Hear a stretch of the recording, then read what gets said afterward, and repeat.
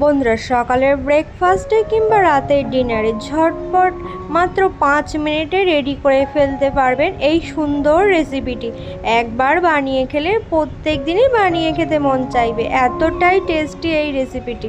তার জন্য প্রথমেই নিয়ে নেব একটি বোলের মধ্যে 1 কাপ পরিমাণ আটা, দিয়ে দেব হাফ চামচের মতো লবণ, দিয়ে দেব হাফ চামচের মতো মৌরি, আর নিয়ে নেব হাফ চামচের মতো লঙ্কার গুঁড়ো, 1/4 টিস্পুন নিয়ে নেব হলুদ গুঁড়ো, নিয়ে নেব 2 চামচের মতো টক দই, দিয়ে দেব 1 চামচের মতো পেঁয়াজ কুচি, কিছুটা পরিমাণ দিয়ে দিলাম টমেটো কুচি, দিয়ে দেব কিছুটা পরিমাণ ধনেপাতা কুচি।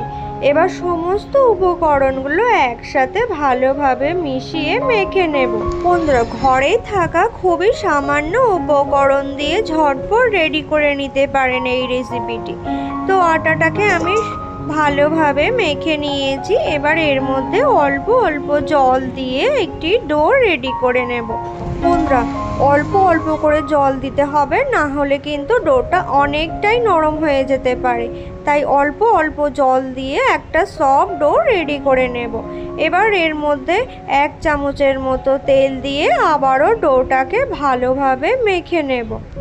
বন্ধুরা, এই রেসিপিটা অবশ্যই বাড়িতে ট্রাই করে দেখবেন, খুবই ভালো লাগবে। এত সুন্দর একটি রেসিপি একবার বানিয়ে খেলে বারবার খেতে মন চাইবে, এতটাই টেস্টি আর মজাদার হয়ে থাকে। তো ডোটাকে আমি ভালোভাবে মেখে নিয়ে 5 মিনিটের জন্য ঢেকে রেখে দিয়েছিলাম। এবার 5 মিনিট পর ডোটাকে আবারও ভালোভাবে মেখে নিয়ে ছোট ছোট মিডিয়াম সাইজের লেচি কেটে নেব। তো বন্ধুরা, আপনারা দেখতেই পাচ্ছেন আমি মিডিয়াম সাইজের ছোট ছোট লেচি কেটে নিয়েছি।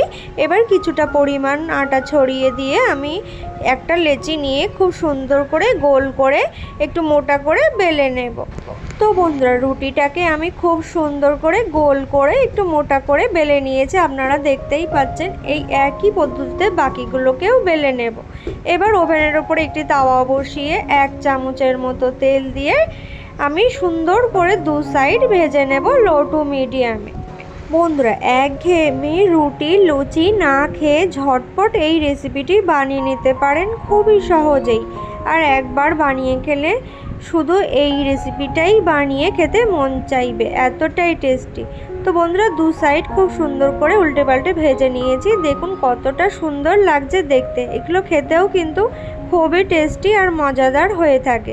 একবার বানিয়ে খেলে প্রত্যেক দিনই শুধু এটাই খেতে মন চাইবে। বন্ধুরা, এটা আপনারা কোনো চাটনি বা তরকার সাথে খেতে পারেন, খুবই মজাদার আর টেস্টি হয়ে থাকে।